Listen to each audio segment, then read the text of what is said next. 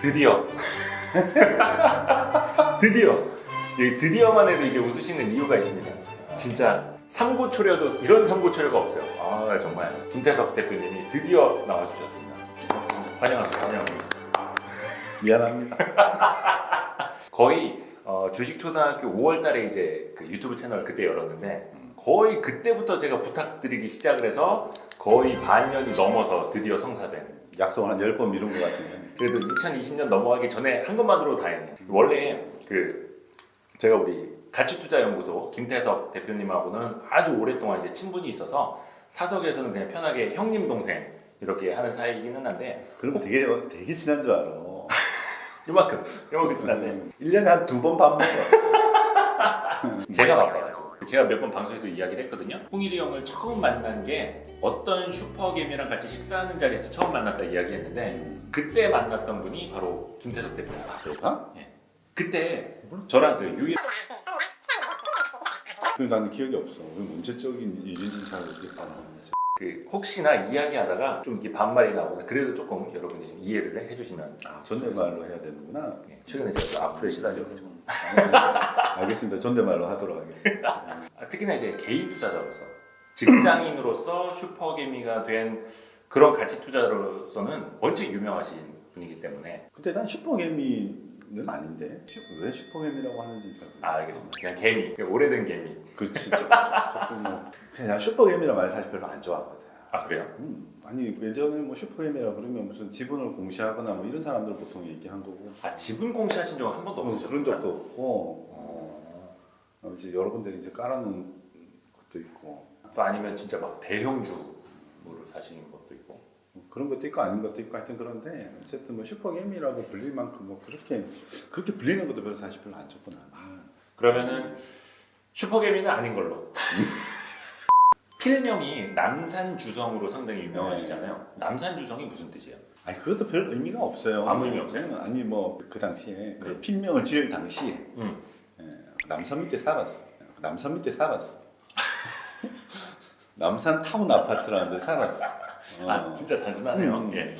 그리고 주성이라는 건 주식이라고 해도 되지만 네. 사실 이제 사전적 의미로는 이제 하늘에서 가장 밝게 빛나는 별 이런 뜻이 있어. 이제 갖다 붙여야지. 네네네. 그래서 뭐 그냥 보면 남산에서 가장 요 남산 정도에서라도 좀 잘해보자. 냉철 TV 혹시 보세요?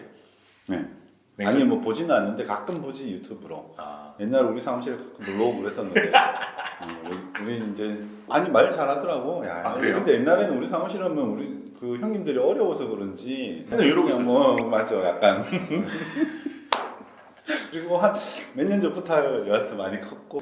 지금은 저기 냉철 TV 우리 박홍일님이 거물이 됐습니다. 거물입니다. 거물. 콜드스틸이었거든. 콜드스틸 맞아요. 그 필명. 콜드스틸보다 남산주성이 좀 낫지 않아?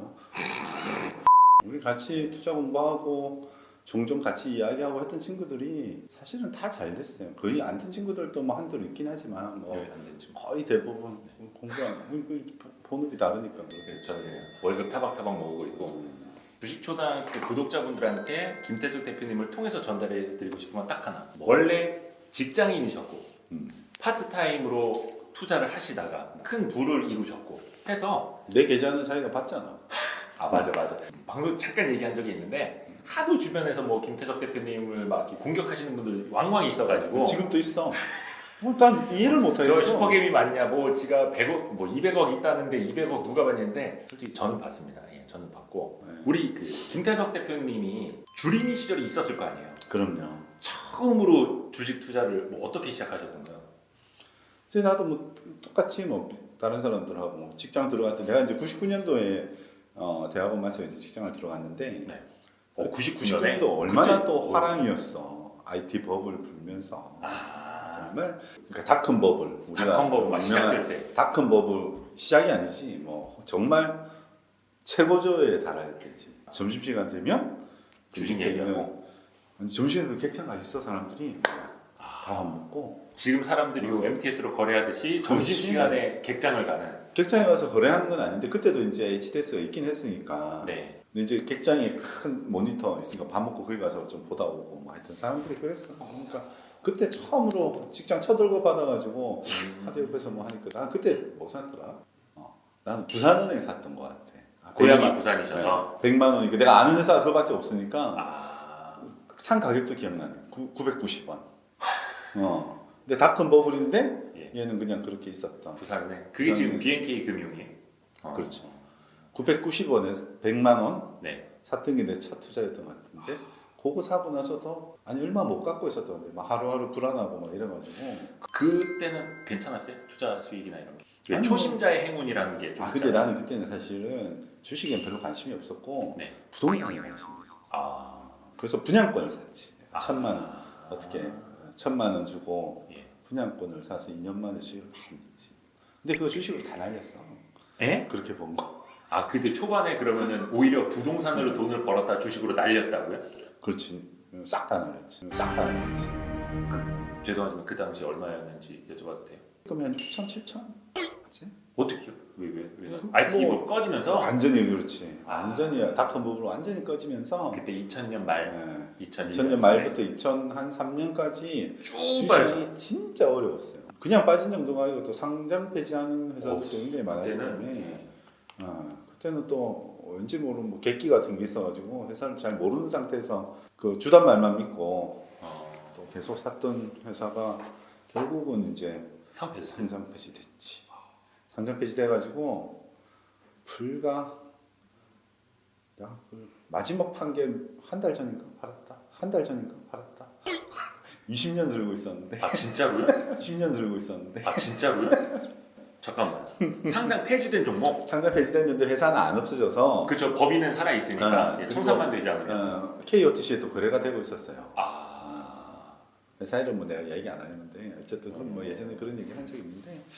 근데 그걸 이제 안 팔고 계속 갖고 있어요. 중간에 이제 뭐 정리를 하긴 했는데 일부를 계속 갖고 이제 그거 보면서 그때 같은 투자는 하면 안 된다. 뭐 이런 걸로 이제 갖고 있었는데 야, 돈만 끌면 상장 그거를 20년 만에 정리하셨다.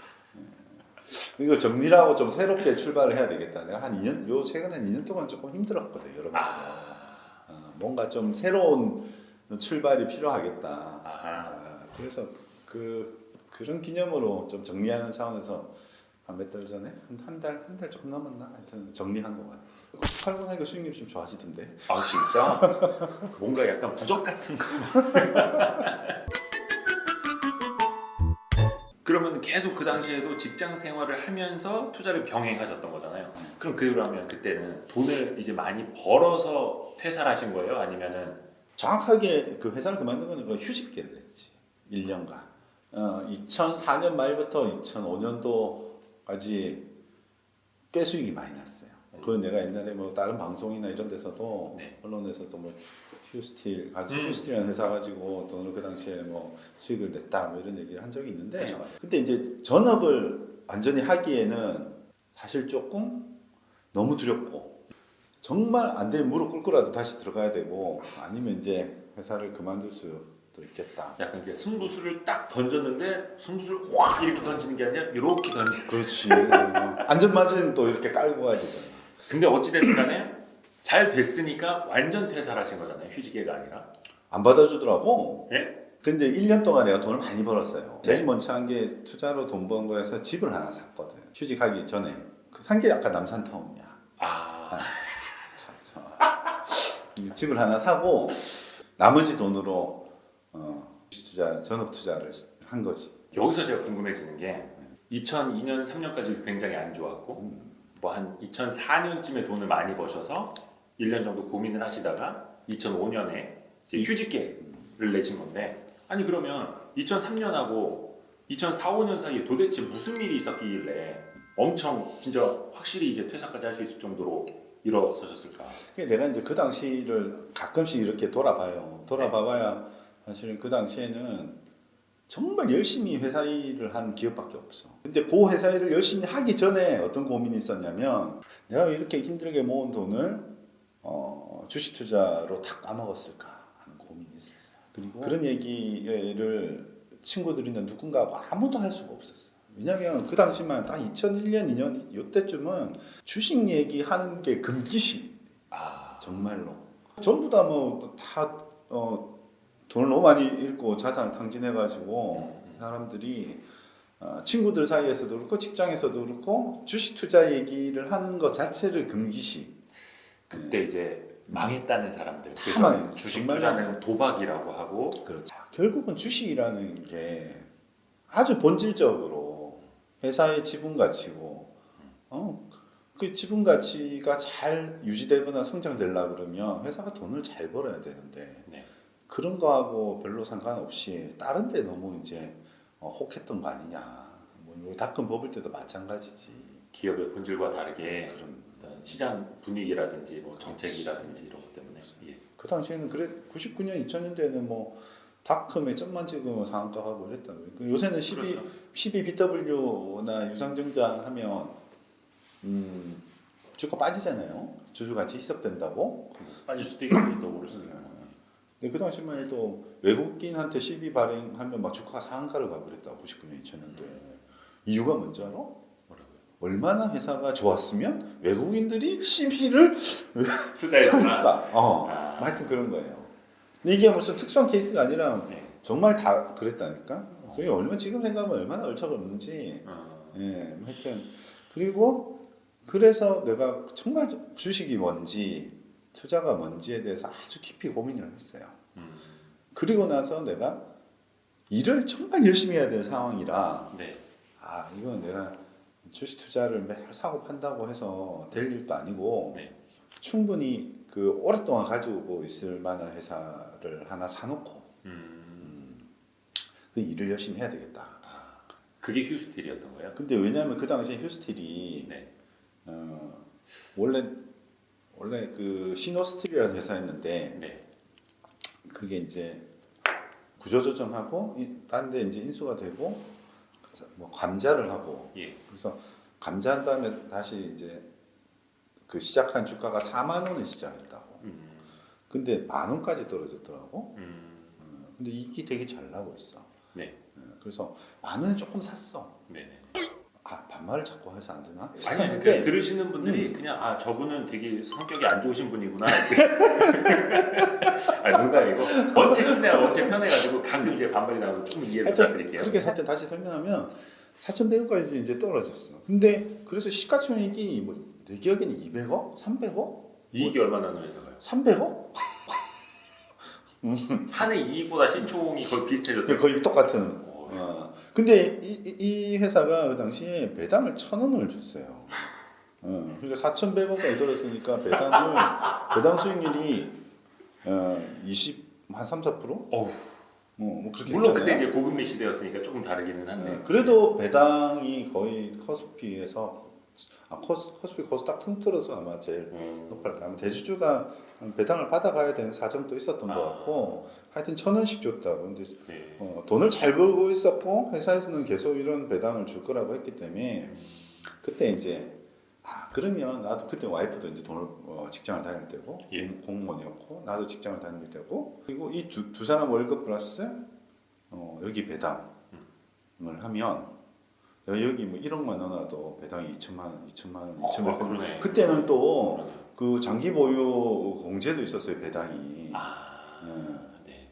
배당이 1년 이상 보유하면 세금을 그 배당세를 깎아주는 9.9%인가 뭐 이렇게 깎아주는 것도 있어서 그러면 세 사람이 앉지 나하고 와이프 그리고 배당 이렇게 하면 우리가 충분히 애 하나 키우면서 충분하게 풍족하게 살 수 있겠다 직장인 입장에서. 그래서 이제 거기에 그 주식을 좀 많이 다 사놓고 있는 돈으로 그 주식을 다 사놓고 이제 일을 엄청 열심히 그냥 회사 일만 전념한 거지. 아예 보질 않으셨어요 주가를? 그게 더 힘들잖아요. 보긴 하지 집에 와서. 그러니까 장중에 무슨 주가가 오르내리는 거는 안 봤지. 장중은 안 보고 퇴근하면 보고. 굉장히 급하게 오르지 않았던가요? 아니 다 오르고 나서 제일 마지막에 올랐어. 지금 요새 보면은 다 오르고 철강주 좀 오르는 것처럼 예. 그 당시에도 좀 그랬던 것 같아요. 2004년하고 2004년 들어서 이제 주가가 되게 꿈틀꿈틀했거든. 이게 별로 중요한 얘기는 이렇게 길게 해도 되나? 아니 어차피 이거는 좀 편집을 해야 될 것 같아요. 우리 남산주성 김대석 대표만의 투자 방식이라고 해야 되나, 뭐 원칙이라고 해야 되나, 좀 그런 게 있을까요? 싸게 사는 거죠. 뭐. 싸게 살려고 노력하는 거지. 어쨌든. 근데 싸게 산다는 거 무조건 저 PBR만 사는 건 아니거든. 네네네. 그러니까 뭐에 대비해서 싸게 사느냐. 예. 상대적인. 뭐 자산주나 저 PBR주나 저퍼주 같은 경우에는 이제 우리가 비교한 게 있잖아요. 아, 이게. 그렇죠. 뭐 자산이든 수익이든. 근데 이제 고ROE 뭐 이런 지표들을 우리가 보는데 배당도 같이 보고 뭐 하여튼 이런 지표들을 보는데 성장주라고 얘기하는 것들에 대해서는 얘가 진짜로 이제 그런 성장을 유지할 것인지 뭐 좋은 비즈니스가 이 회사가 하고 있는 비즈니스가 좋은 비즈니스인지 뭐 이런 것도 같이 이제 살펴보고 때로는 절대평가하기도 하고 때로는 상대평가하기도 하고 뭐 이렇게 해서 이제 싸다고 생각하면 사는데 하여튼 나는 내가 싸다고 생각하면 사고 남들이 뭐라 하든지 간에 네. 뭐 하여튼 그러는 편이에요. 투자는 두 가지가 같이 돼야 되거든. 예. 그 싸게 사는 거하고 좋은 기업을 사는 거하고. 그렇죠. 이제 뭐 나쁜 기업을 싸게 팔면 그건 뭐 좋은 게 아니죠. 예. 이게 나쁜 기업도 엄청 쌀 수도 있거든. 그 하여튼 싸게 사는 거하고 좋은 거하고 조금 다른데 예. 사실 좋은 기업을 싸게 사면 제일 좋지. 근데 좋은 기업을 싸게 사기 어렵고 좋은 기업을 골라내는 게 사실 좀 더 어렵거든. 그러니까 싼 거를 먼저 좀 보고 그 안에서 좋은 이 회사들이 기업인지. 정말 좋은 기업인지 아니면 좋은 기업이 될 수 있는 그런 게 있는지. 사실 우리가 말하는 이제 안전마진이라는 것도 이런 개념 안에 그렇죠. 있는 거거든. 근데 그게 약간 저는 의문시되는 게 고금리인 시절에 시장 모두가 다 저평가받던 시절에는 그런 거 이제 찾기가 좀 쉬울 텐데 저금리인 시절, 유동성이 막 넘쳐나는 이 시절에는 싼 주식 찾기가 더 어렵지 않을까? 지금 사실 시장이 우리가 그냥 단순히 싸다라는 개념으로만 접근한다면 네. 싼 주식도 너무 많지 아직도. 대표적으로 은행주, 0.2 PBR, 0.3 금융주. PBR. 금융주 봐봐. 은행주를 보면 뭐 앞으로 안 좋아질 거라고 계속 얘기하는데 사실 거의 지난 한 5, 6년 동안 한 번도 안 좋아진 적이 없어요. 그러니까 역선장한 적이 없어요. 그렇죠. 수익은 계속 늘고 있죠. 수익은 계속 늘고 있고 배당도 거의 뭐 5%에서 7%까지 심지어 8% 올해도 예상되는 금융주도 있을 만큼 그리고 PBR도 거의 뭐 0.3, 0.2, 0.3, 0.4 네. 뭐 0. 그러니까 은행주 보면 너무 싸요. 말도 안 되게 사실은 싸고 싼데 이제 전망이 사람들이 비관적으로 하는 것이 그리고 센티멘털이 좀 안 좋죠. 그런 것도 있고 근데 나는 그렇게 안 봐요. 되게 좋은데 또 그리고 이제 관치 뭐 이런 것도 사실은 뭐 금감원이 올해도 오늘도 아침에 보니까 뭐 배당 자제하라 뭐 이런 얘기들 나오는데 이런 것들이 오히려 영향을 미치는 거 아닌가. 그리고 건설주도 지금 섹터 중에 건설주 제일 싸죠. 건설주 엄청 싸죠. 건설주 퍼일짜리들도 있어요. 퍼이? 그렇죠. 예. 근데 건설주들도 지난 금융위기 이후에 2003년도, 2013년도를 지나면서 사실은 엄청 튼실해졌거든요. 그 이렇게까지 쌀 이유가 없는데 체질이 이제 좋아졌다. 이렇게까지 쌀 이유가 없는데 이렇게 좀 증권주들도 지금 엄청 싸고 여전히. 증권주가 아직 싸요? 그럼요. 그래요? 증권주 이익들을 보세요. 이거 이익이나 자산 대비해서는 무지하게 싸요. 근데 이런 섹터들이 정말 좋은 기업이냐? 아니면 나는 좋은 기업일 수도 있고 아닐 수도 있다 이렇게 보기는 하거든요. 하여튼 그 안에서 이제 발라봐야 되니까. 그렇죠? 발라볼 수도 있고 이제 섹터가 정말 장기적으로 좋은 건 그래서 사실 그렇게 싼 영역이 있는 거잖아. 그렇죠. 여전히 싼 것들은 시장에 너무 많다. 여기에서 드는 이제 두 번째 의문은 그겁니다. 싼 놈은 어제도 쌌고 내일도 싸다. 작년에도 쌌고 내년에도 싸지 않겠느냐. 결국에는 이제 투자도 되게 양극화가 너무 심해지는 시장 아닐까. 그래 왔죠. 뭐 PER 40배, 50배, 60배, 100배 주는 것도 있는데 PER 1배짜리, 2배짜리도 있고. 맞아요. 왜냐면은 그래 싼 거 다 알아. 이익 잘 내네 알아. 근데 뭐 누가 더 그 주식 비싸게 사줄 거야? 근데 뭐 이걸로 그냥 끝이 아닐까. 그러니까 이제 사람들이 그렇게 얘기하지. 야, 내가 좋아하는 게 아니고 남이 좋아하는 거 사야 된다. 그렇죠. 뭐 이런 얘기도 하고. 미인주를 사라고. 옛날에도 똑같았어요. 똑같이 IT 버블기 때도 그랬고 2001년부터 2010년부터 2020년까지는 통계를 못 내봤는데 그때 그 시기를 풍미했던 주식들이 있어요. 주도주? 뭐 주도주라 그래야 되나? 스타 주식들? 어쨌든 스타 주식. 그래서 막 시총 1조가 가고 한 10년의 기간을 보면 그 2000년부터 한 2010년까지 그 이후에도 마찬가지고 네. 거의 상당수가 상장 폐지되거나 없어졌어. 그러니까 이제 내가 무슨 말을 하고 싶었냐면 네. 결국은 기업이라는 게 주가가 어디까지 갈 수도 있고 뭐 천정부지에 오를 수도 있고 엄청 비쌀 수도 있는데 전혀 돈을 못 벌고 그게 오랫동안 누적되면 회사 망한다는 거지. 언젠간 주가도 내려오고 그럼 회사가 돈을 망하면 예. 회사가 망한다는 건 이제 주시장에서는 보통 이제 의견 거절을 당하거나 회계 감사가 네. 통과를 못 하거나 내지는 뭐 횡령을 하거나 네, 결국 네. 마지막에 아니면 주가 조작을 하거나 뭐 네. 하여튼 여러 가지 이제 사유가 있는데 결국은 모든 이유는 회사 돈을 못 벌어서요. 돈을 못 벌거나 자산이 전혀 없거나 뭐 이래서 하거든. 근데 그 이후에도 보면 결국은 돈 못 버는 회사들은 문제가 생겨요. 근데 여기서 드는 세 번째 의문. 자꾸 이제 꼬리에 꼬리를 물게 되는데 죄송합니다. 그냥 이거는 여러분도 같이 이제 스터디를 하시면 좋을 것 같아가지고 계속 꼬리를 물고 있는데 요즘에는 회사가 돈을 못 벌어도 상폐를 안 시키잖아요. 그런 것도 특히나 이제 기술 특례 기업들 적자 상장도 굉장히 쉬워졌고 뭐 쉽다는 표현이 조금 그렇긴 합니다만 그래서 그런 기업들은 계속 적자를 내도 상폐 요인은 되질 않습니다. 그리고 돈이 많이 풀려서인지 몰라도 옛날에는 기업 가치 1조 하면은 어마어마하게 느껴졌는데 그렇지. 조가 뭐 아무것도 아닌 것 같지. 지금은 시가총액 1조가 그냥 네 집 애 이름 같아요. 저도 아이 넷째 하나 더 낳아서 이름 1조라고 지을까? 야, 그러니까 너무 이게 흔해진 것 같은 거죠. 맞아. 그러니까 되게 사람들을 무감각해지게 만드는 시대가 아닐까. 그런 시대에는 그냥 같이 무감각해져 있어야 되는 것 아닐까. 아니 뭐 그 말도 나는 꼭 틀린 말은 아니라고 봐요. 근데 그게 위험한지 아닌지를 알고 있는 거하고 모르는 거하고는 굉장한 차이라는 거지. 알면서 하는 거하고 알면서 하면 사실 더 문제긴 한데 알면서 하는 거하고 전혀 모르는 거하고는 큰 차이가 있는 거예요.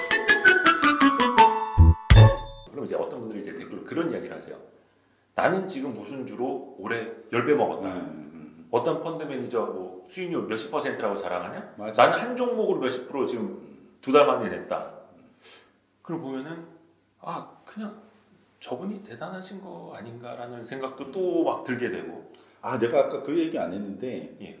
처음 투자할 때 처음 2000년도에 네. 내 바로 옆에 앉았던 친구 100만 원 가지고 예. 순식간에 900만 원으로 만들더라고. 9배. 뭐 그냥 얻어 걸려서요? 새로운 기술, 그 유명한 100만 원을 가지고 몇 개월 만에 정말 그때? 900만 원을 딱 만들었지. 아유, 새로운 기술 뭐 9배 정도면 그래가지고, 뭐 중간에 내리신 거네요. 9배 정도면. 못 내렸지 우리가. 그래요. 결국엔 나는 이제 뭐 아주 조금 나중에 투자를 내렸을 때 했고. 그때 우리 김철수 대표님도 새로운 기술 사긴 사셨구나. 그때는 이렇게 새로운 기술이 우리가 이제 밸류에이션이나 가치를 평가할 줄 몰랐기 때문에 이런 걸 많이 하거든요. 야, 얘가 얼마 했던 주식인데 얼마 전까지 해도 얼마까지 갔던 주식인데. 옛날이요. 네. 그렇지. 그 당시에 보면 새로운 기술이 뭐 몇천 원 하다가 이게 30만 원까지 갔어. 네. 30만 원까지 갔다가 다시 2만 원까지 떨어진 거예요. 예. 그래 다시 2천 원을 가대. 아니 그러니까 이제 그런 거야. 근데 나는 그렇게 생각이 들어. 이게 올해 뭐 동학 게임이 이래서 사람들이 많이 들어왔는데 네. 처음 들어오면서 지식이 별로 없잖아요, 사실 주식에 대해서. 그렇죠. 누군 뭐 처음부터 그러면 흔히 되는 게 그냥 아주 단순한 생각. 그러니까 밸류에이션 이런 거는 하기 싫어. 나도 그랬고. 귀찮죠. 모르지. 예. 괜찮은 게 아니라 할 줄 모르고 누가 좀 가르쳐 주거나 해보면 그러니까 뭐 투자 클럽 같은 데 가서 다른 사람이 하는 거 보고 아니 이런 뭐 하는 걸 보면 저렇게 하면 되는구나 하는데 보통은 직장 생활하고 뭐 하고 하면서 그렇게 하기 어렵다고. 네. 그러면 대개는 아주 단순한 거. 이런 게 좋겠구나. 바이오가 우리는 좋겠구나. 좋다는 거. 좋겠구나. 무슨 뭐 5G가 좋겠구나. 뭐 좋다는 거 오르는 거. 처음엔 겁이 나서 잘 못 사도 막 주가가 오르는데 내가 며칠 전에 살라고 했는데 또 올라 있어. 그러면 이제 조급한 마음이 자꾸 이제 그런 게 사는 거. 또 그게 수익을 주니까 네. 그런 거면 사게 되지. 근데 그게 꼭 좋잖아요. 나중에 결과는 결국 더 나중에 나오겠죠. 그게 나쁘다는 게 아니고 그 중에서 아까 얘기했듯이 돈 못 벌고 계속 적자를 크게 내고 돈 못 벌면 결국 문제가 생기겠죠. 그래서 이제 기본은 펀더멘털이라는 거고 최고의 투자와 최악의 투자 하나씩만 꼽아주세요.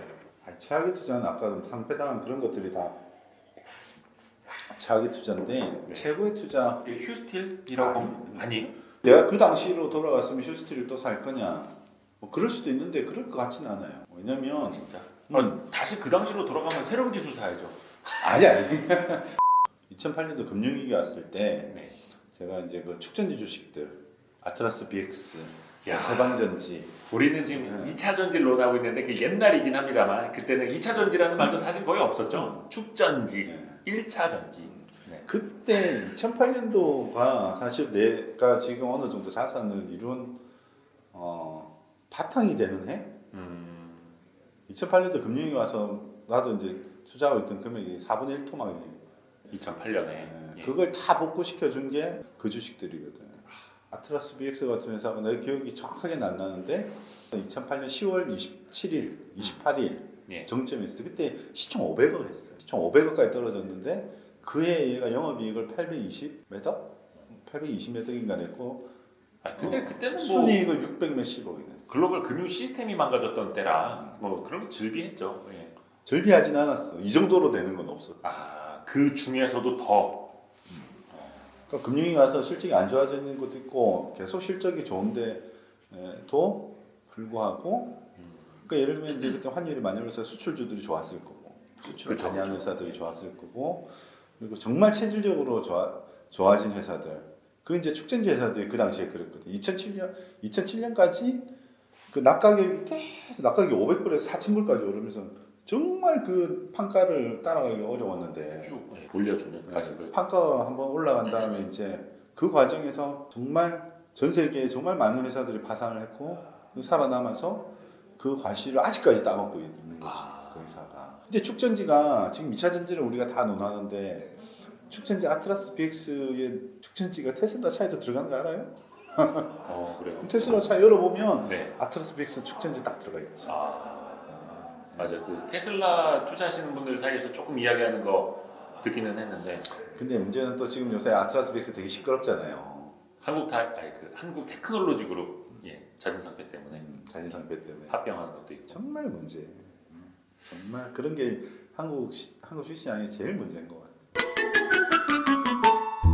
그러면 이런 그 최고점 지수가 최고점 랠리를 펼치는 상황에서 개별 종목 투자는 어떻게 해야 되는 건지 약간 그런 게 있을까?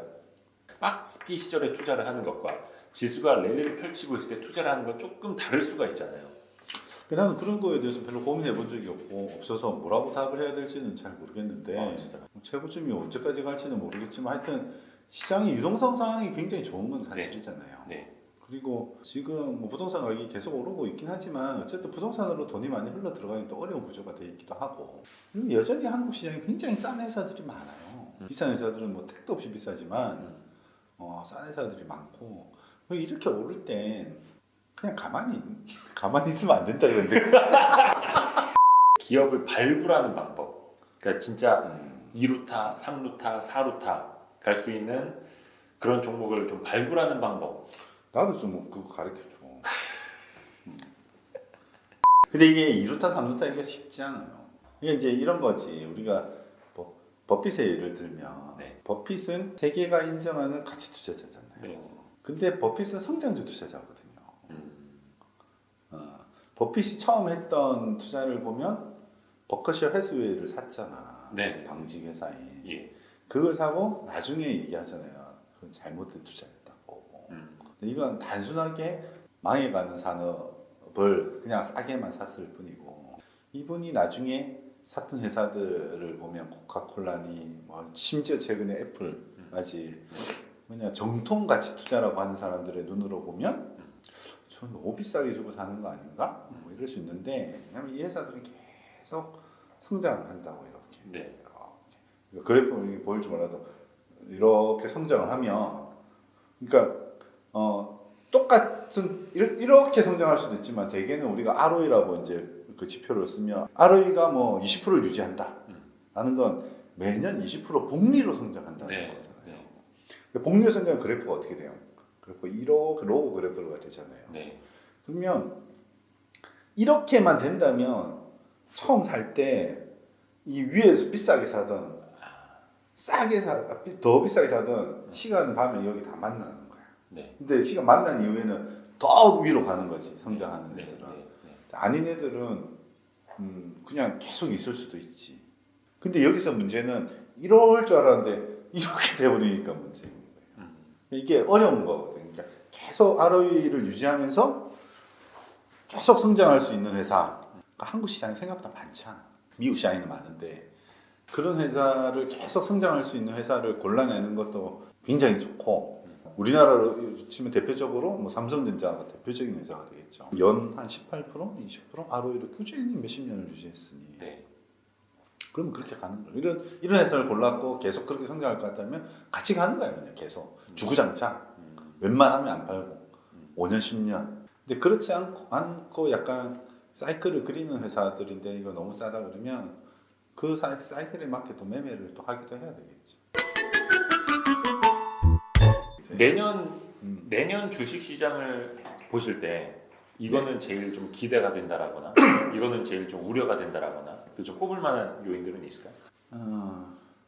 지금 참 올해 신기한 게 이런 거잖아. 이 코로나 상황에서 완전 망할 줄 알았는데 막 주가는 더 좋고 이걸 3월 달에 뭐 다 죽을 것 같았는데 이게 뭐지? 그렇다고 경기가 엄청 좋아지거나 특히 미국 같은 경우 보면 뭐 지금 뭐 하루에 사망자가 뭐 어마무시하게 나오는데 이런 상황이 될 거라고 생각 못했죠. 역으로 우려되는 건 이제 반대인 거지. 내년에 코로나가 백신이 나오고 치료제가 나오고 이러면 이제 우리가 뭐 경기가 좋고 더 좋을 거다라고 생각하지만 오히려 올해 겪었던 거와 반대로 진짜로 코로나라는 이 팬데믹 사건이 좀 잠잠해지고 했을 때 네. 오히려 다른 결과가 나올 수도 있다. 그런 우려가 들지 않나? 난 가끔 그런 생각이 들더라고. 이제부터 더 좋겠지 했지만 사실 더 좋지 않고 그동안 풀렸던 유동성을 회수할지도 모르고 미국으로 치면 연준에 뭐 돈 푸는 것도 이제 더 이상 안 하고 뭐 회수할지도 모르는 데다가 하여튼 기대감이 뭔가 좀 꺾이고 또 사람이 생각했던 거하고 다르게 뭐 이렇게 흘러가는 다른 사건들이 나오면서 그리고 또 어떻게 보면은 코로나가 좀 더 길게 가면서 파산하는 국가가 나올 수도 있고 작은 뭐 신흥국 중에 가장 안 좋다고 생각했을 때 오히려 기회고 이렇게 좋아진 상황이 됐다면 어떻게 보면 가장 좋은 상황일 때 위기가 또 찾아올 수도 있는 거지. 내년 한 상반기 한 6월이나 7월 되면 대충 코로나 마무리되지 않을까? 뭐 빠르게 이제 백신하고 치료제가 좀 이렇게 개발이 되고 근데 사실 뭐 미국의 그 파우치 소장도 이야기를 했지만 백신이 나온다고 해서 그게 코로나19 종식을 의미하는 건 또 아니라 하잖아요. 그러니까 지금 우리가 독감 백신을 맞고는 있지만 독감이 뭐 종식되지 않는 것처럼. 그렇죠. 근데 그걸 이제 안고 가야 될 것 같은데 이 자산 시장은 그걸 이제 내년에는 어떻게 반영할 것인가? 나는 이제 개인 투자자 내가 처음 이제 주시장에 들어왔을 때 생각을 많이 하거든요 한 번씩. 한 번씩 하면 이런 거거든. 그때 내가 느꼈던 건 뭐냐면, 네. 그러니까 물론 이제 주가가 완전 빠지고 힘들어지고 난 뒤에 느꼈던 거지만 내가 주식시장에 있는 전문가라는 사람들하고 뭔가 매매로 뭔가 승부를 보려고 했던 것도 좀 있었구나. 아무것도 모르면서 오를 때는 그냥 다 오르니까 좋지. 네. 근데 떨어지고 나서 나중에 보니까 내가 과연 아는 게 뭐가 있었지? 아무것도 몰랐고 뭐 이렇게 사고 팔고 막 한 거야. 지금 투자하시는 분들도 이제 동학개미들보다 이제 근데 옛날하고 많이 틀리지. 네. 근데 진짜 공부 열심히 하시는 분들도 맞아요. 네. 워낙 많으니까 이제 안 하시는 분들도 많아. 말이 중구난방이야 정말. 당시에 그 같이 스터디를 하다가 슈퍼개미 정도의 레벨이 되신 분들은 한 몇 분이나 될까요? 그 슈퍼개미 기준이 도대체 뭔 거야? 그냥 자산 100억 이상 이렇게 이야기하던데. 우리는 이제 너 얼마나 벌었니, 너 자산이 얼마나 있니라고 물어보지는 않거든. 아무리 친해도 웬만해서는 잘 안 물어봐요. 집으로 얘기하기 전까지. 근데 이제 대충 눈치로는 알죠. 제일 처음에 우리가 이제 투자 모임을 한 게 PIC라고 파트타임 인베스트먼트 클럽. 이게 PIC. PIC 약자가 파트타임 인베스트먼트 클럽이거든. 그 당시에는 다 직장인이었었다는. 그렇지. 근데 지금도 직장인인 사람은 없을 거 아니에요. PIC 안에. 김철광이 있잖아. 바람의 손님. 네. 그 한 분 남아 있는 거예요? 그런 것 같은데. 이야, 그분 대단하시네요 정말. 그 친구는 아마 공무원이잖아요. 네. 진짜 믿을 수 있는 친구 같아. 그죠. 오래 같이 해오셨으니까. 되게 재밌는 친구고 평상시에는 유튜브에서처럼 그렇게 강하게 얘기도 잘 안 해. 아, 예. 근데 이제 거기 나가서 좀 강하게 얘기하는 측면도 있긴 한데 우리 저 김철광 형님 좀 섭외 좀 해주세요. 아니 공부한다니까. 그래서 아, 4월달까지는 노터치. 우리 저 김철광 바람의 숲님은 이제 승진 시험을 보셔야 된대요. 그래서 인생이 제일 중요한 시험인 것 같아. 승진 시험에 합격하시고 꼭 그 주식 초등학교 나와 같이 하면 나와주시기를. 재밌어. 제가 한번 계속 트라이를 한번 해보겠습니다. 우리 김철광 형님을 좀 모시기 위해서. 하여튼간 그 주변에 그 PIC 처음에 시작하셨던 분들은 대부분 그 정도 돼 있지 않을까? 그게 만드신 건 몇 년도쯤이었던 거예요? 내가 만든 건 아니지 그거. 그 같이 다른 친구가 만든 시작하신 건데, 예. 내가 2005년 8월? 2005년 8월. 그리고 다른 모임 내가 만들었던 모임은 또 킨이라 모임이 있어요. KIN. KIN. 네, 네. 킨. 큰 거예요. 응? 무슨 약자예요? 코리아 날리지 인베스트먼트 클럽인데 네. 날리지 인베스트먼트. 사실은 이게 킨자를 이렇게 툭 돌리면 질자가 되거든. 즐거운 투자 모임. 이거 옛날에 저기 그렇지. 몇십 네이버 년대 아니 네이버에 이게 댓글. 지식인이 킨이잖아. 네. 그거 차용한 거죠. 그래서 즐거운 투자 클럽에서 근데 거기서는 정말 자산가들이 큰 자산가들이 많이 나왔지. 형님보다 훨씬 더 큰. 많아요. 아 거기 좀 끼고 싶네요. 모임에 안 나와 그분들이. 왜요? 이제 거물이라. 아니 그렇게 안 나온 지 꽤 된 분들도 있고 이제 자산이 너무 커지니까 좀 부딪히는 거지. 좀 부담스럽기도 하고 그 모임 하면 다 이제 자산이 어느 정도 되는데 각자 뭐 그 모임에서 뭐 스타일에서 나왔던 종목이라고 해서 뭐 같이 사고 이런 건 없거든요. 아 그래요? 각각 자기 스타일이 있어요 진짜.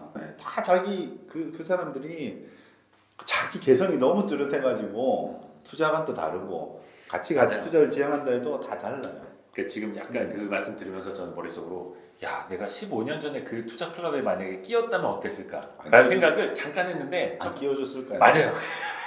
뭐 이렇게 또 이렇게 팩트로 그냥 폭행을. 왜냐면 내가 그 모임을 만들 때는 네. 굉장히 오랫동안 신중하게 만들었거든. 그러니까 일단 진입장벽. 아니 그게 아니라 이분들하고 같이 모임을 해도 될 만한 사람들을 한 분 한 분씩 섭외를 했거든. 저는 안 될 만한 사람. 그랬을 것 같아. 그 당시로 가면. 근데 그런 모임에 끼었다 한들 음. 이렇게 못 됐을 것 같아요. 왜냐면 그분들은 이미 자산이 좀 치열하게 있었어요. 그 당시에 이미 성공해 있던 사람들. 입문하시는 분들끼리 직장인들끼리 아니면 사내 소모임 이렇게 해서 같이 이제 투자 공부를 하시는 분들이 많이 생겨나고 있대요. 투자 클럽, 투자 모임이 진짜 좋거든. 네. 왜냐면 이게 나는 이제 투자 모임을 꼭 하셔야 된다라고 나는 얘기하는 투자로 정말 어느 정도 꾸준히 수익을 내고 싶은 사람들은 꼭 주위에 몇몇 사람들하고 투자 모임을 꼭 하시라. 혼자 하지 말고 집단지성 모임을 빌려서. 왜냐면 이게 예를 들어 직장 생활을 한다 보면 책을 한 권 읽는 것도 힘들고 그렇죠. 뭔가 주식 공부를 위해서 시간을 내는 게 쉽지 않거든요. 그렇죠. 근데 한 달에 한 번씩 모여가지고 내가 뭔가를 발표를 하고 그 사람이 이게 쪽팔리기 싫어서라도 하거든. 공부해야죠. 공부도 하고 발표할 내용을 정리를 하는 거지. 정리를 한번 해본다는 게 굉장히 큰 거고 두 번째는 가서 발표를 하면 왜냐하면 주식 투자를 처음 시작하는 사람들은 사실 뭘 어떻게 해야 될지를 몰라. 이제 근근히 사고 파는 거 정도 아는 거야 처음에. 그렇죠. 예. 그러다가 투자 그 다음에는 무슨 뭐 차트 보는 거 조금 아는 거야. 뭐 하여튼 그 다음에 이렇게 나가는데 그래가지고 안 되고 기업을 알아야 되는데 제일 좋은 벤치마킹 하는 거예요. 그러니까 예를 들어 한 7, 8명이서 이런 모임을 하잖아요. 하면 내가 뭘 어떻게 하는지는 모르는데 이 사람이 능력이 없어서 못하는 게 아니라 어떻게 하는지 그냥 몰라서 못하는 거야. 근데 여기 10명 중에 누군가가 발표를 잘해. 공부를 해온 것 금방 그건 다 알 수 있는 거야. 그러니까 저 사람 발표한 걸 보고 나도 다음에 저렇게 공부를 해봐야겠다. 저런 회사는 저런 부분이 되게 중요한 포인트로 이 사람들이 잡는구나. 그리고 마지막에 우리가 또 투표를 하면 이런 부분들이 집단지성에서 사람들이 인정해 주는구나. 그리고 내가 또 다음에 하면 다른 사람들이 나를 보고 배우고 이렇게 뭐 서로 보고 배우는 스타일이라는 게 원래 그런 거잖아요. 그렇죠, 그렇죠. 그런데 그 중에 누군가가 또 탁 튀어나가는 사람이 있어요. 네. 한 7, 8명이 모여있다 보면 어떤 사람이 탁 튀어나가요. 뭐 자산이 튀어나갈 수도 있고 실력이 확 늘 수도 있고 네. 그러면 그 나머지 사람이 또 그 사람을 쫓아가는 거야. 이게 반복되면서 그 스타디 안에 든 사람들이 같이 성장을 하는 거예요. 그런 과정으로 보통 이제 그 스타디 그룹이 이루어지기 때문에 투자 모임이 이루어지기 때문에 건전한 투자 모임을 하는 건 정말 중요한 거지. 내 시간도 너무너무 아끼고. 그런 취지에서 15년 전에 가치투자연구소를 만드신 거예요.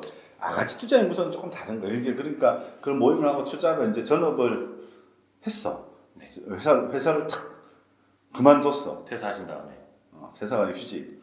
당신 너무 시간이 많은 거야. 내가 그전에 굉장히 열심히 일했다 그랬잖아요. 회사에서. 정말 열심히 일했거든. 그 전까지. 네. 너무너무 시간이 많고 할 게 없는 거야. 예. 모임도 매일 했으면 좋겠는데 한 달에 한 번 하지. 그래서 처음에는 그 전업을 하고 네. 그 서초동의 중앙도서관을 다니기 시작한 거예요. 도서관 다니면서. 도서관에 갔을 때 그 당시에 이제 다른 투자자들 몇 명 있었고 우리 PIC 모임을 만들었던 이제 와타미라는 필명 쓰는 친구들 이제 그때 거기 있어. 싸우기도 내가 뭐 지식은 별로 없으니까 어쨌든 우기기도 잘하고 하여튼 그러다가 고집 되게 세십니다. 그러지 마. 또 이상한 또 그리고 이제 공부를 하니까 뭔가 정리가 돼야 되잖아. 내 생각도 정리하고 싶고. 네. 그래서 블로그를 할까? 근데 블로그를 하면 내 글만 자꾸 정리하는 거라. 그렇죠. 그냥. 그래서 처음에 그렇게 이제 카페 내가 만들었어. 너 여기 와서 좀 나도 쓸 테니까 글도 좀 있고 종목들도 뭐 분석한 것도 여기 좀 올려주고 우리 같이 공유하고 하자. 뭐 이렇게 시작한 거죠. 그렇게 시작한 게 2005년도 10월 31일 날 처음 만들어서. 네. 이제 사람들이 와서 커뮤니티에 이제 글을 쓰고 하는 게 왜 내가 그렇게 열심히 공부하고 왜 그런 노력을 할까? 그러나 내 생각을 이렇게 올리면 댓글로 좋은 걸 해서 고맙다, 감사하다 이런 걸 좋아하는 거야. 뭔가 내가 다른 사람한테 도움이 됐구나, 뭐 이런 거. 네. 그리고 또 내가 하면 또 다른 사람들도 그렇게 하니까. 그러면서 커뮤니티가 이제 사실은 점점 발전해 나가는 거거든요. 자기 공부도 하고 자기 공부를 검증받기도 하고 그렇죠. 나의 지식과 나의 스터디로 인해서 다른 사람들로부터 인정을 받으면 나 그렇죠. 스스로도 기분도 좋아지면서 또 이제 자기 발전이 되고. 그렇죠. 모르는 사람이지만 네. 그 말 한마디가 그런 힘을 주지. 하여튼 그래서 지금 주식초등학교도 가장 많이 보시는 분들이 20대 중반에서 40대 중반 사이에 남성분들이 한 70%, 한 60%. 남성이 70%야? 60% 정도. 60, 여자가 40%나 돼? 네. 우와. 제 잘생겼어야 돼. 잘생겨야 되는구나. 장난입니다. 아니 투자 클럽 되게 많아요. 우리 가투소에서 시작해서 각자 이제 자생적으로 만들어진 그런 투자 모임도 내가 정확히는 몰라도 하여튼 되게 많아요. 각 지역에 다 있고 네. 되게 열심히 하고 있는구나. 근데 그런데 보면은 거의 이제 남성이 거의 뭐 10명이라면 남성이 뭐 8명, 9명 아니면 10명. 그렇죠. 예. 그리고 여자분이 한두 명. 보통 그렇거든. 그래서 나는 그 대한민국 최초의 여성 투자 클럽도 한번 만들어 볼까 이러고 있지. 여성 투자 클럽. 아니 남성 투자 클럽을 해도 뭐지? 부산에 제가 굉장히 친한 친구가 네. 그 부산 경남 이쪽에 이제 젊은 여성들 예. 여성들을 가지고 투자 클럽을 한 지 한 2, 3년 됐거든요. 네. 근데 굉장히 정말 잘하고 열정 있고 남자들보다도 훨씬 더 꼼꼼하고 뭐 그러더라고. 성과도 되게 좋고.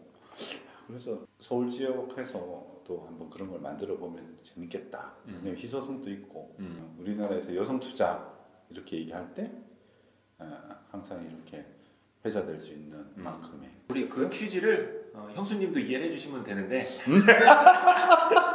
만약에 하게 된다면 그런 분들한테 진짜 어떤 이야기를 해주시고 싶어서 그런 걸까요? 내가 뭔가를 얘기해 주는 게 중요한 게 아니고 그러니까 제일 먼저는 그럴 만한 열심히 뭔가 투자 공부를 할 만하고 그리고 열정과 자질이 있는 사람들을 모아놓으면 다 돼.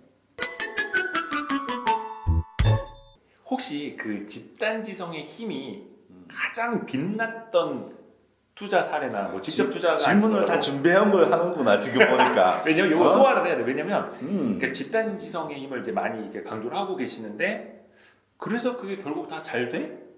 그게 도움이 돼? 라고 또 반문하시는 분들도 있을 수 있어서 PIC 모임의 올해 수익률이 어느 정도 될 것 같아요. 그러니까 수익이 올해 한 거의 90%? 100% 될 거예요. 나는 뭐 10몇 프로, 20. 나는 올해 수익률 얼마지? PIC 다른 스터디 멤버들 근데 이제 90% 100%가 된다고. 아니.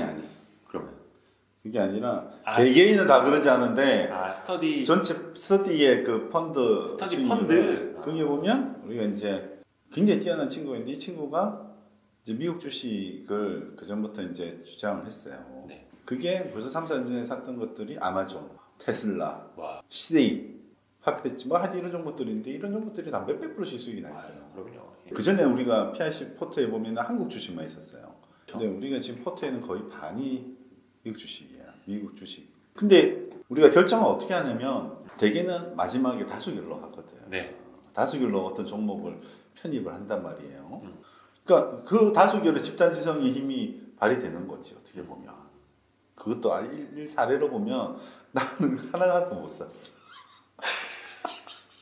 미국 주식을 네. 심지어 그 친구가 테슬라를 예전에 한 뭐 2, 3년 동안 나한테 얘기할 때는 어떻게 얘기했냐면 형님 이걸 한 1억 사시면 네. 차가 1억짜리 차가 공짜로 떨어질 겁니다. 그럼 조금만이라도 사보세요 하고 눈을 얘기했는데 근데 이제 그거 나하고 사실 성향이 완전히 안 맞고 근데 성향에 맞는 종목들도 좀 비쌌지만 아마존 같은 경우는 충분히 고려할 수 있었는데 그렇죠. 영어가 안 되는 거야. 영어가 안 되니까 뭔가 내가 뭐 보고서나 직접 뭔가를 알아보지 않고 뭔가 사는 게 좀 싫은 거야. 충분히 믿을 수 있고 정말 뛰어난 친구인데도 불구하고 내가 좀 잘못된 거죠. 그런 부분은. 아니 뭐 영어는 1년에 거의 뭐 한두 달은 캐나다에서 생활하고 오시는 분이 공만 치다 오잖아요. 하기사 근데 어떻게 보면 우리 남산주성님한테 1억이라는 돈은 그냥 엄청 큰 돈이지. 뭐 없는 셈 치고 그냥 한번 사볼 수 있는 돈이긴 한데 솔직히 어떻게 보면은 자기만의 좋게 말하면 원칙이고 나쁘게 말하면 고집이고 항상 발전해야 돼요. 그 이제 그런 과정에서 올라오다가 혹시 저기 밑에 봤어요? 어떤 거요?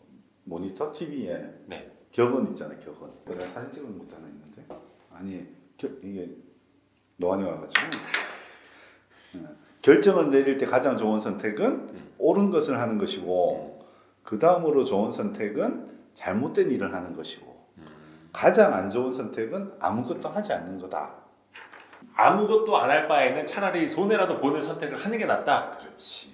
그러니까 뭔가 아무것도 안 하는 것보다는 실패하는 게 낫다는 거야. 나는 투자에도 이런 게 근데 완전 쪽박 찼으니까. 그죠. 잘못하면 진짜 쪽박. 그래서 우리가 분산 투자하고 안전 마진을 따지고 뭐 이런 건데 곱하기 0 되면 안 돼. 몰빵, 엄청난 레버리지 그리고 뭐 한 종목의 몰빵. 그래서 곱하기 0 하면 인생이 곱하기 0이 되니까. 네네네. 그렇게 투자를 이제 자기 자산 전체를 대상으로 곱하기 0의 시도를 하면 안 되고. 그럼요. 예. 그래서 이제 포트폴리오를 꾸리고 하는데 이 말이 어떨 때 통용이 되냐면 올해 치면 올해 3월달 코로나 위기가 왔을 때 정말 마지막 3월 19일 이럴 때 정말 용기를 내는 거 뭔가를 하는 거 그럴 때 되겠지. 뭔가 주가가 많이 빠졌을 때 내가 싼 거는 알고 정말 이걸 사야 되는 걸 알지만 아무것도 못 하는 거 이런 거 하지 말고 뭐 돈 있다면 사고 견디는 것도 뭔가 하는 거야. 내가 볼 때 여기서 주식에서 아무것도 안 하는 거 그때 못 견디고 팔아버리는 것 같아. 근데 그 좀 의패가 있긴 한데 어쨌든 실패를 통해서도 우리가 배우잖아요. 좋은 선택을 하면 좋은데 안 좋은 선택을 해도 그 실패에서 잘 배우고 아무것도 안 하는 것보다 말이 길구나 이제 어쨌든. 아까 잠깐 하신 말씀인데 아직도 나는 많이 배워야 된다. 많이. 투자하는 사람들은 끊임없이 그런 과정을 계속 거치는 것 같아요. 그러니까 내가 10개 사서 10개가 다 뭐 수익이 많이 나고 이런 거 아니잖아요. 그렇죠. 또 수익이 안 났다고 그래서 그게 잘못된 선택이 였다고 꼭 말할 수도 없어요. 그렇죠. 지나봐야 하는 거니까. 지나봐야 알고 그 당시에는 그런 판단을 할 수밖에 없었던 근거들만 있다면 이 내가 전업하고 처음에 한 게 뭐냐면 네. 또 이제 멘토라는 거 되게 중요한 투자도 그렇죠. 누군가가 이렇게 같이 꼭 멘토가 나의 스승일 필요는 없어.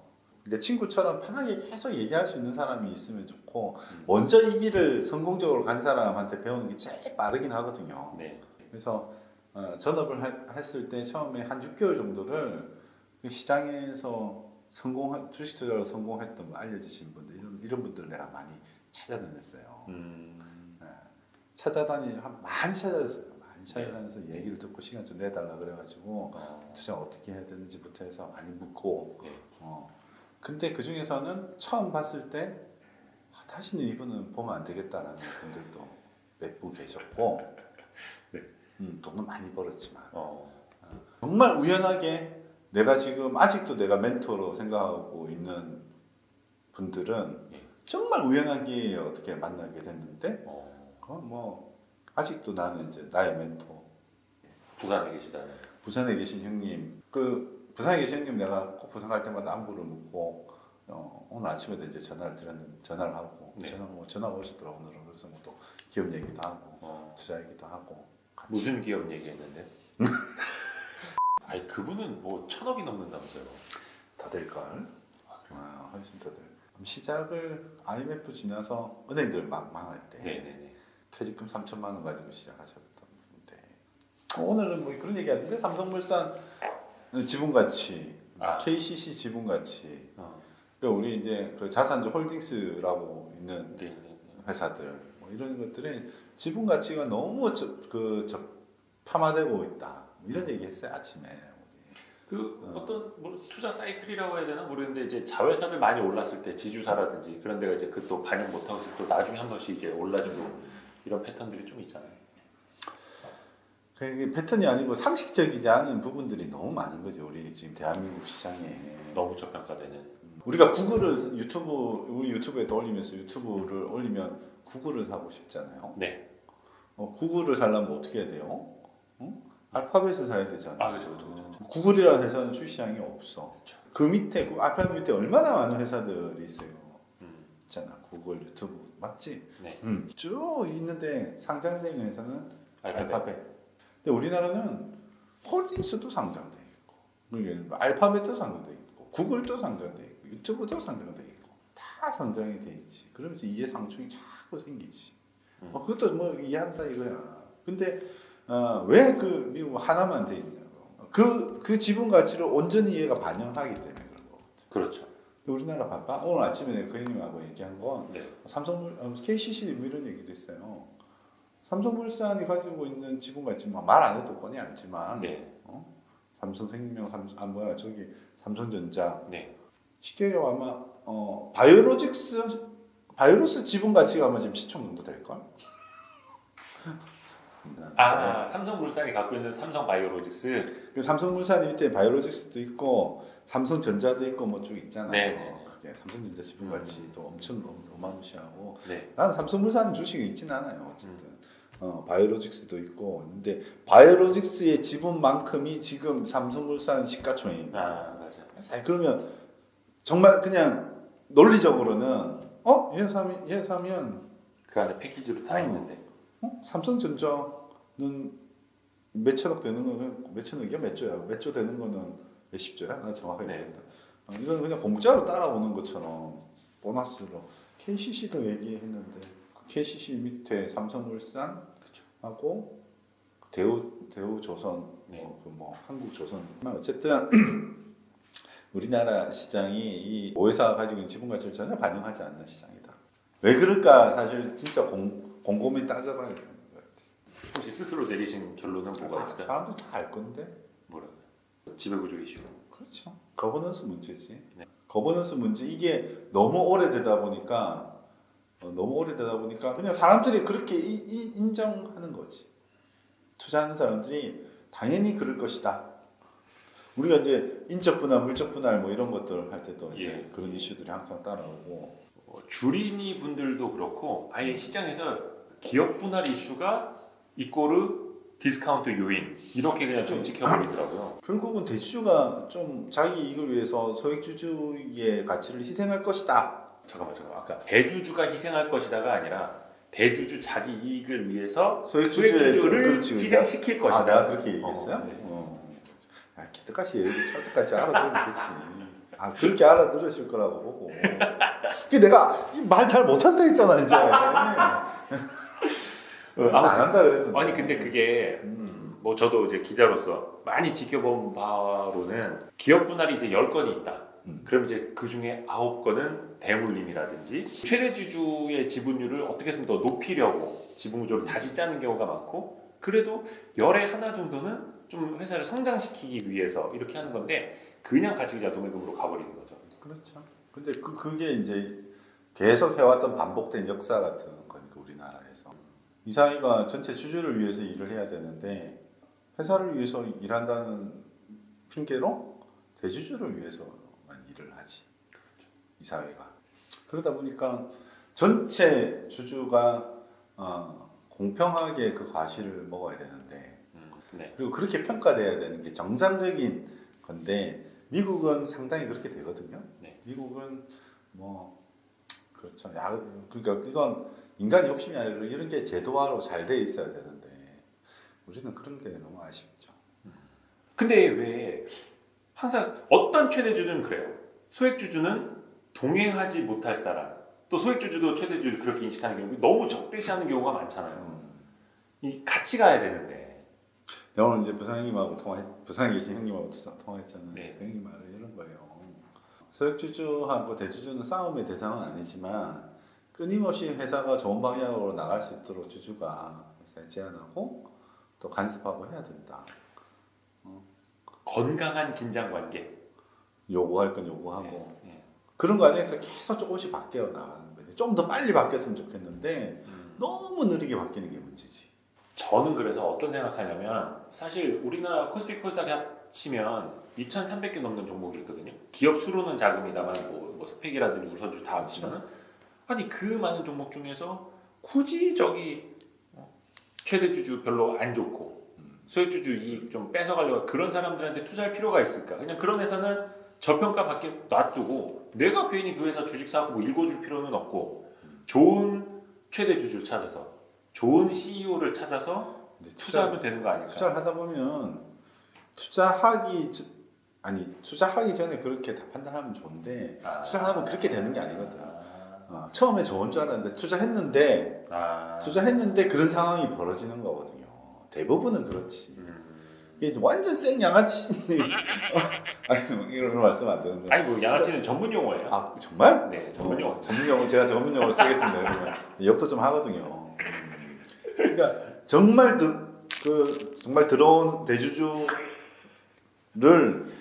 알고서 살 수도 있지만 대개는 사실은 모르고 사는 거고 뭐 내가 만약에 어떤 회사 관심 있어가지고 그게 대주주가 어떤지 뭐 하는 사람 찍고 해봐 그러면 다 좋은 얘기만 있지. 그렇죠. 다 기자를 반성해야 돼. 그렇죠. 인터뷰할 땐 다 좋은 얘기만 하죠.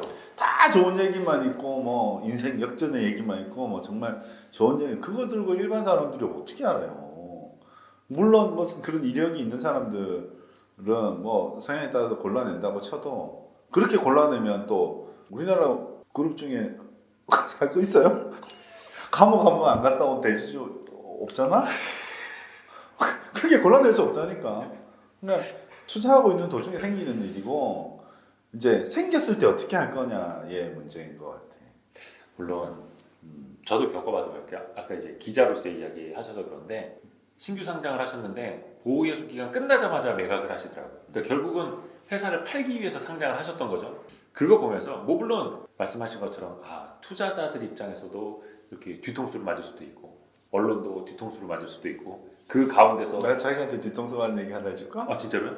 자기 한 2년 전에 가온 미디어 가서 찍고 온 거 그거 보고 나 조금 샀다가 진짜? 아직도 약간 물려있잖아. 많지는 않지만 미안 아니 근데 몰랐어요. 저는 몰랐어. 진짜 조금 있는데 한 3년 됐나? 그거 인터뷰한 게 진짜? 2년 됐나? 근데 수익성이 엄청 좋아졌다가 더 좋아질 줄 알았는데 그게 미래는 어려운 거야. 이게 이제 기업을 직접 가가지고 거기 분들하고 다 얘기하고 했는데도 회사를 잘 아는 사람들이 경영하는 사람인데도 그 사람들이 불과 6개월, 1년치 전망한 게 맞는 경우도 별로 없거든. 그래서 사실 미래가 그래서 어려운 거예요. 그래서 우리가 안전마진이라는 걸 이제 가치 투자자들 깔고 가고 뭐 이러는 건데 미래를 너무 확신하지 않고 뭐 하여튼 최고 경영자 그리고 회사 임원들이 기자가 먼저 인터뷰 요청을 해도 안 하려고 하는 때가 있어요. 회사가 뭐 좋아질 게 없을 때. 대부분 그러지 않나? 대부분 그런데 특히나 회사가 당장 내세울 게 없을 때 나중에 좋아지면 합시다 해요. 근데 이런 분들이 아 이제 좀 방송할 때 된 것 같다. 근데 그게 그분들의 그 예상과도 또 다르게 안 좋아질 수도 있는 거잖아요. 그러니까 그런 경우도 저도 이제 좀 많이 그게 겪어봤거든요. 그 기업하고 경영하시는 분들도 네. 막 좋아지면 더 이렇게 우리가 투자할 때 마찬가지 막 좋아지면 막 더 막 이게 업이 되고 예, 안 좋아질 땐 더 다운이 되고 맞아요. 약간 그런 게 있거든. 맞아요. 예를 들어 우리 화학 장치 사업이 어떤 사이클을 그리는지 알죠? 네. 사이클이 크죠. 사이클 그리는데 그게 어떻게 되어 있냐면 업황이 엄청 좋아져. 네. 업황이 엄청 좋아지면 돈을 엄청 벌잖아. 네. 그러면 너도 나도 투자하기 시작해. 음. 이거는 수십 년간 반복해왔던 거야. 거의 뭐 배추밭이랑 똑같은 거죠. 너도 나도 다 자신감이 붙어가지고 틀림없이 이게 오박해파가 돼가지고 안 좋아질 걸 뻔히 알면서도 정말 돈 번 화학 그 설비에서 너도 나도 투자를 해. 왜냐면 그것밖에 할 줄 모르는 거니까. 그러면 불과 한 1년 있으면 또 오박해파 돼가지고 이제는 너무 어려워. 네. 아무도 투자 안 해. 그럼 그게 몇 년 지나면 이걸 계속 반복해. 근데 우리가 상식적으로 그 과정이 수십 년간 반복돼 왔으면 어려울 때 투자하고 좋아질 때 투자하고 이러면 될 건데 항상 그렇게 한다니까. 우리도 무슨 투자 공부한 걸 발표하거나 네. 소개할 때도 마찬가지. 공부를 했는데도 주가 계속 빠지거나 뭐 지지부진하거나 이러면 용기가 안 나. 혹시나 민폐 끼칠까. 내가 얘기해가지고 저 사람이 손해가 날까. 근데 이게 막 오르기 시작하는 거야. 그때부터 용기가 쫙 붙어. 그럼 한 10% 오르면 이제 그때 얘기하는 거야.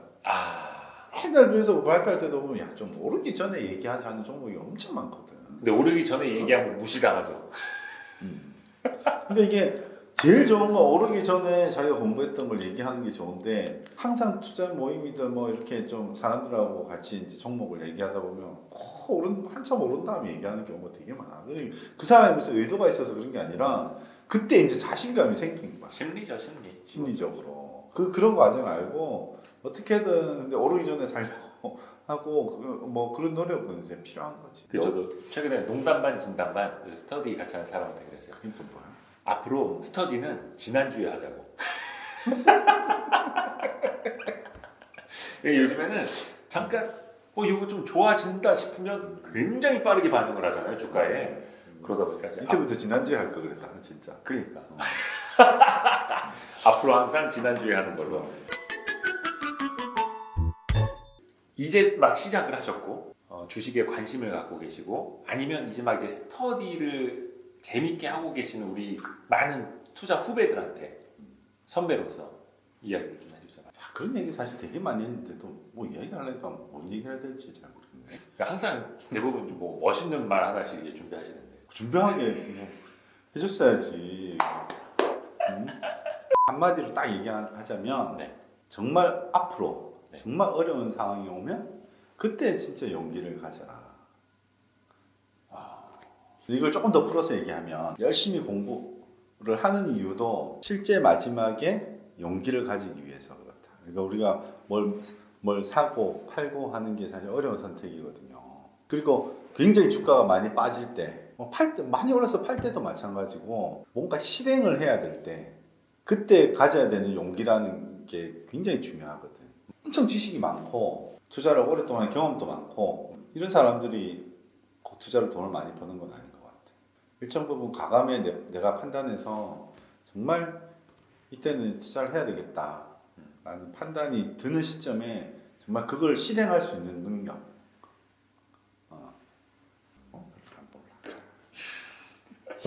근데 투자하시는 분들은 항상 투자가 돼 있는 상태잖아요.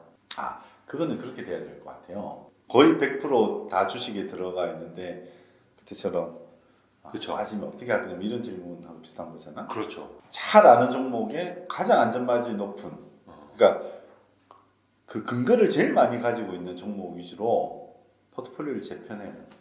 그러니까 말이 안 되는 종목, 말이 안 되는 종목. 내가 한마디로 하면 이까지 빠진 건 정말 이 회사는 말이 안 돼. 그 말이 안 된다는 근거를 사람들마다 어떻게 가질 거냐는 좀 다를 수 있을 거예요. 근데 우리 같은 가치 투자자들은 그걸 지표로 보는 거죠. 예를 들어 뭐 은행주가 평상시에서 지금도 3, 4인데 퍼가 네. 그때 퍼가 1점대 이렇게 떨어졌으니 네. 이런 건 말이 안 돼. 그런 근거가 있다면 좀 공부를 덜 하거나 회사를 잘 모르거나 이런 것들을 과감하게 정리하고 이렇게 잘 아는 회사로, 이게 더 많이 오를지는 모르겠지만 어쨌든 이렇게 종목을 타이트하게 좀 줄여서 집중 투자해야 되겠지. 항상 그런 위기는 포트폴리오 재편의 뭐 기회이자 뭐 그렇다고 하니까. 그리고 그걸 안 해도 문제는 그때 주식을 섣불리 정리하는 행동만 안 해도 제일 안 좋은 거는 강제적으로 정리당하는 거고. 반대 매매 같은 걸로. 이게 왜냐하면 레버리지가 과도하면 견딜 수 있는 것 같지만 쭉쭉쭉 빠지는 과정에서 점점 압박을 받고, 여기서 하루 이틀만 더 빠지면 진짜 반대 매매가 나갈 거. 그렇게 나오면 끝장일 것 같거든. 그러니까 고전에 팔게 된다니까. 그때서야 안전마진 하려고 하는 거지. 과도한 레버리지는 항상 좀 조심해야 되고, 부동산 담보대출 이런 거 되게 좋은 레버리지라니까. 집 가진 사람들은 부동산 담보대출 싸고, 주식담보대출보다는 부동산 담보대출은 반대 매매가 없잖아. 그렇죠. 근데 이 말을 부동산 담보대출 받아서 주식 투자해라라고 들을 수도 있을 것 같아요. 그걸 그래라는 거야. 그래요? 응? 얼마나 좋아. 예를 들면 지금 우리가 얘기하는 아비트리지, 네. 차익거래, 네. 부동산 담보대출 지금 한 2% 하나요? 2% 조금 넘나? 그렇죠. 2% 그거 왔다 갔다 하잖아요. 예. 근데 시장에는 6, 7% 되는 배당수들도 많아요. 그걸 한 해만 투자할 게 아니라면 네. 은행에서 부동산 담보대출 받아가지고 나는 집이 없어. 그게 아쉬워. 다 받아서 그런 6, 7% 나오는 배당주에만 투자해도 그쵸. 3, 4%. 근데 이게 부동산 담보대출은 구찌가 크니까 어쨌든 뭐 매도 받을 수 있으니까 네. 뭐 대출이 별로 없는 사람들은, 요새는 뭐 대출 받기도 어렵지만 그건 좋은 대출이지. 좋은 레버리지. 이미 그렇게들 하고 계실 거 아니에요. 하여튼 그 레버리지는 뭐 쓰셔도 좋고 안 쓰셔도 좋은데, 주가 하락으로 강제적으로 나의 의사와 상관없이 반대 매매가 나가는 그런 레버리지를 제외하고는 자기 노력 여하에 따라서, 특히 나이가 좀 어리다면 뭐 써볼 수 있을 것 같고, 그리고 항상 어떻게 세상이 바뀔 건지에 대해서 이제 고민하는 건 20대 30대가 이런저런 투자를 해보는 거 나는 권장해요. 40대 빼고 한 50대 60대 이렇게 되는 분들은 더 사실은 안전한 투자를 해야 돼. 그 잘못되면 취직도 못하고. 내가 그렇잖아. 내가 안전한 투자하는 게 꼭 안전한 투자는 아니지만 네. 누가 받아주겠어요. 만약에 하다가 망하면. 네. 나 같이 따라다니까 이거? 편집 배우세요. 이게 무서운 게 투자는 확 버는 게, 물론 초기에 확 벌면 제일 좋아. 네. 어차피 복리로 가는데 초기에 잡은 거 그렇죠. 좀 잘해서 확 커지면 자산이 빨리 불긴 하거든요. 네. 근데 이거보다 더 중요한 게 뭐냐면 뒤로 확 가지 않는 거.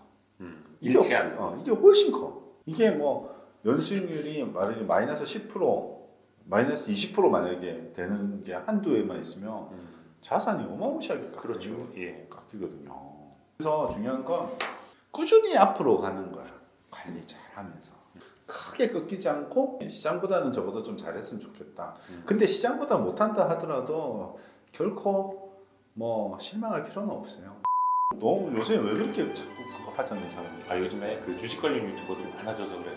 사실은 난리가 내가 여기 뭐 어떻게 편집할지 모르겠지만 뭐 말이 너무 떠듬떠듬하고 조리 잊지 못하고 좀 미안한데 괜찮습니다. 그런 건 뭐 그냥 악플로 소화해 주세요.